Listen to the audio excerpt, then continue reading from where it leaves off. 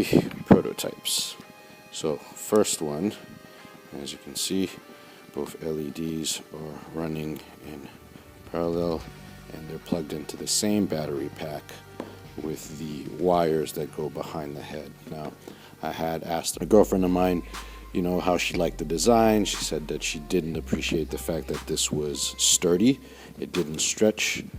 She wasn't sure that it's a good idea to do something like this and have it go around a wig, because you never know how someone wants to wear it, which completely agreed to. So, and this is where we come in with prototype number 2. Now, similar concept, except that now I separated the batteries and I gave each light their own battery pack. I also added resistors to it so that the lights would last much longer, and obviously this used to have the rubber band as well, and I added the rubber band here, which makes it easier to put on to the side. And then once you have this, you can either attach these behind your head underneath the wig or figure out some type of apparatus to put on it to clip it to your hair or your wig or whatever the case may be. So that was prototype number 2, and then the final version, I believe it is the final version. I might still do some tweaks. It's very in me to just constantly try and improve on something until I'm completely satisfied with it. So right now, this is fairly decent. This is good. These have rechargeable ports, so no need to swap out batteries anymore. These recharge with a micro USB on both sides, and they both have an on-off switch.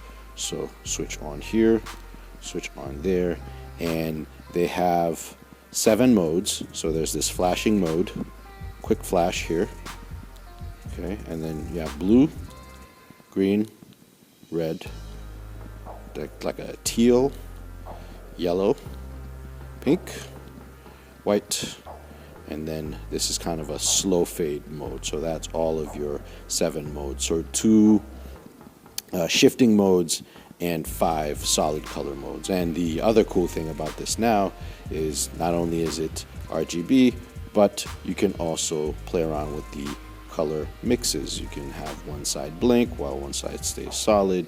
You can have both blink, whatever the case may be. So this makes it much more useful for just kind of like cosplay after parties or any other event of the sort. Maybe you're going to a Halloween party or something, dressed up as the casual Scarlett Witch. But that's pretty much it. So you guys get a sense of the process that it took to make these, how I went about installing them, and how it is that you use them yourself. Another upgrade that I did on this 3rd version here, if you guys can tell, there is a tab here that is laser cut, so now I can loop the elastic inside of it. This way, this makes it a lot easier for people to get rid of this, change it with something that's tighter, looser, whatever the case may be. I have this so that it's fairly average and it'll fit most heads, but if for some reason you feel it too tight or maybe you feel it too loose, you can do that type of change. Also, if you feel it too loose, one of the quickest things that you can do is just kind of like grab the back of the elastic band and make a knot out of it, but that might make it too tight. Again, this isn't meant to be loose at all, so I don't think most people are going to have an issue with this being too loose, but maybe too tight. Okay, and what I used to do before was I would actually glue it to the inside here, and then when I wrap this edge here with aluminum tape to help with the reflection and keep the light and not lose the projection a whole lot, well, with this everything is self-contained and works out quite nicely.